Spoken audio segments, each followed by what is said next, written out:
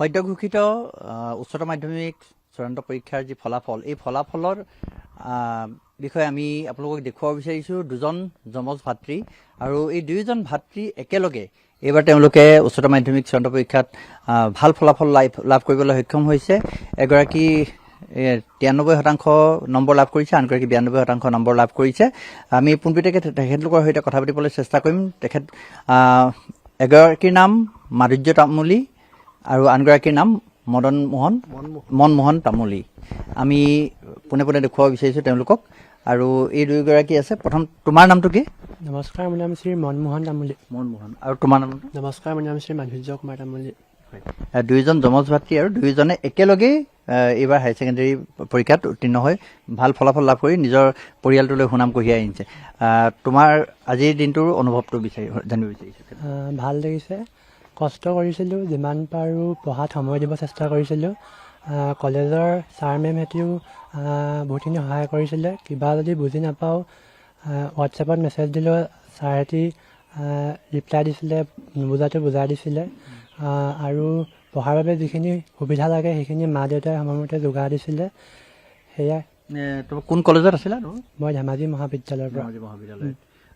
তোমালোকে ইয়াৰ পৰা কলেজলৈ অহা যোৱা কৰা নে ধেমাজি থাকি লৈছিলা? ঘৰৰ পৰা অহা যোৱা কৰোঁ। কিমান সময় লাগে ইয়াৰ পৰা অহা যোৱাত? 20 পৰা 30 মিনিটমান লাগে। 30 মিনিট লাগে সদায় অহা যোৱা কৰা। তোমাৰ পৰা জানিব বিচাৰিছোঁ তুমি কি বুলি ক'বা আজিৰ দিনটোৰ তোমাৰ অনুভৱটো?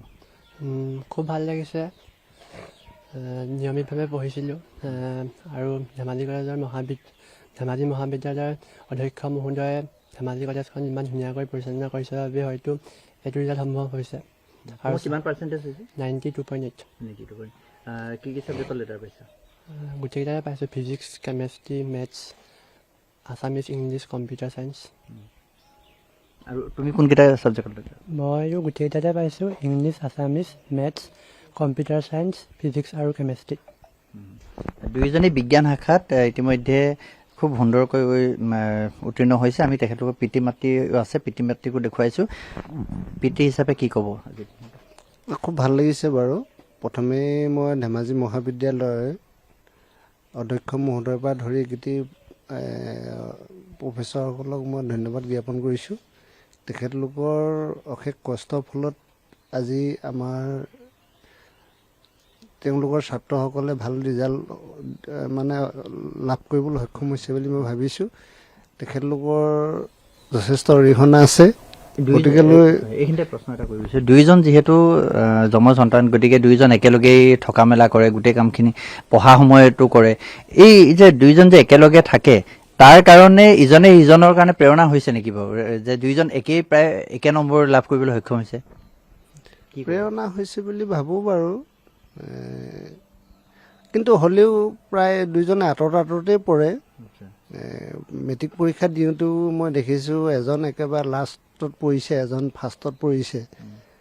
গতিকেলৈ সেইটো কাৰণে এফালৰ পৰা চাব গ'লে প্ৰেৰণা হৈছে বুলিও নাভাবোঁ, কিন্তু এফালৰ পৰা প্ৰেৰণা হৈছে বুলি ভাবোঁ। এইটো আপুনি মাতৃ হিচাপে কি ক'ব বিচাৰিব? ভাল লাগিছে আজি ৰিজাল্টটো পাই পিনি।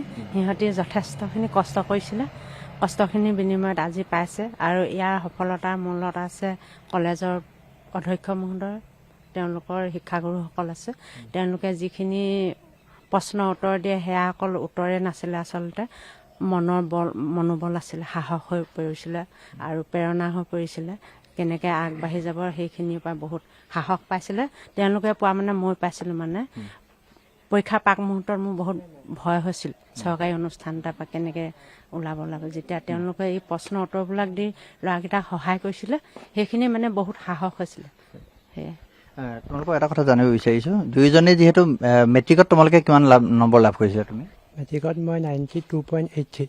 তোমাৰ বাঢ়িছে পাৰ্চেণ্টেজটো এবাৰ? হয়। তুমি? 91%। দুয়োজনেই পাৰ্চেণ্টেজ বাঢ়িছে মেট্ৰিকতকৈ।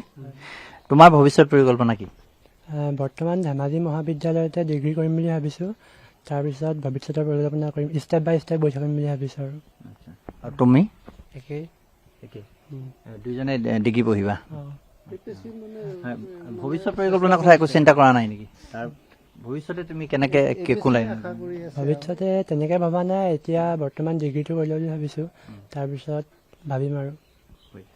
হয় আমি দেখুৱালো এই দুই ভাতৃ ইতিমধ্যে 92% 93% নম্বৰ লৈ ইতিমধ্যে উত্তীৰ্ণ হৈছে আৰু এওঁলোকৰ ঘৰ ধেমাজি বেবেজিয়াত তেওঁলোকৰ টঙনাপাৰা আহোম গাঁও আৰু এই টঙনাপাৰা আহোম গাঁৱৰ সমগ্ৰ গাঁওখনলৈ এই মুহূৰ্তত তেওঁলোকৰ এই যি ফলাফলে এক মানে আশাৰ বতৰা কঢ়িয়াই আনিছে।